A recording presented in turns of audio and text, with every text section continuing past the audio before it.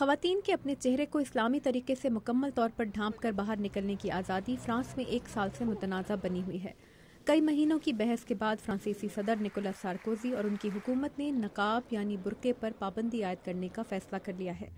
آئندہ کچھ مہینوں میں اس بل کا مسودہ پارلیمنٹ میں پیش کر دیا جائے گا اور اگر یہ بل منظور ہو گیا تو عوامی مقامات پر یا شاپنگ کے دوران برقع پہننے والی خواتین کو صرف سودا سلف کی قیمت ہی نہیں، نقاب پہننے کی 150 یورو قیمت بھی دینا ہوگی، یعنی امریکی کرنسی میں $185 اور پاکستانی روپوں میں تقریباً 15,548 روپے۔ نجات کا تعلق الجیریا سے ہے۔ یہ کہتی ہیں کہ ایسی پابندی فرانسیسی اقدار کے منافی ہے۔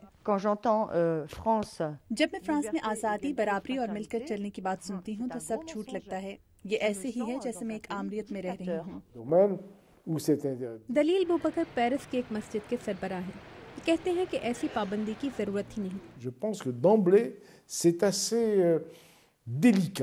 یہ بڑا نازک موضوع ہے۔ ایسی پابندیوں کا کوئی جواز نہیں ہے اور یہ ممکن ہی نہیں کہ ایسی پابندی کو چیلنج نہ کیا جائے۔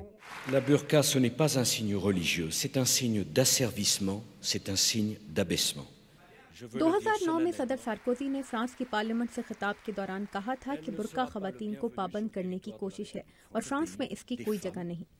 تارکین وطن کے امور کے فرانسیسی وزیر ایرک بیسن کے بیانات بھی فرانسیسی اخبارات کی شہ سرخیوں کا حصہ بنتے رہے جب انہوں نے چہرے کے مکمل پردے کو فرانس کی قومی شناخت کے لیے خطرہ قرار دیا۔ فرانسیسی عہدیدار بھی یہ کہتے رہے ہیں کہ عوامی مقامات پر نکلنے والوں کے لیے اپنے چہرے کھلے رکھنا ضروری ہے۔ گو برقعے پر عائد کی جانے والی ممکنہ پابندی کو فرانس کی آئینی عدالت میں چیلنج کیا جا سکتا ہے، مگر اس وقت یہ دنیا بھر میں زیر بحث ہے۔ ابراہیم ہوپر واشنگٹن ڈی سی میں قائم کونسل آن امریکن اسلامک ریلیشنز کے ترجمان ہیں۔ یہ تو شہری اور انسانی حقوق کے معاملے میں آگے کے بجائے پیچھے جانے کی کوشش ہے۔ جب آپ ایک ایسا قانون بنا رہے ہیں جس کا مقصد صرف ایک مذہبی اقلیت کو نشانہ بنانا ہے تو یقیناً لوگوں کی تشویش بالکل بجا ہے۔ ابراہیم ہوپر صدر نکولاس سارکوزی کے اس دعوے کو مسترد کرتے ہیں کہ اس قانون کا مقصد مسلمان خواتین کے حقوق کا تحفظ ہے۔ ایک دلچسپ دلیل ہے کہ ہم آپ کے حقوق آپ سے لے کر آپ ہی کے حقوق کا تحفظ کر رہے ہیں۔ ایسی بات کا کوئی مطلب ہی نہیں ہے۔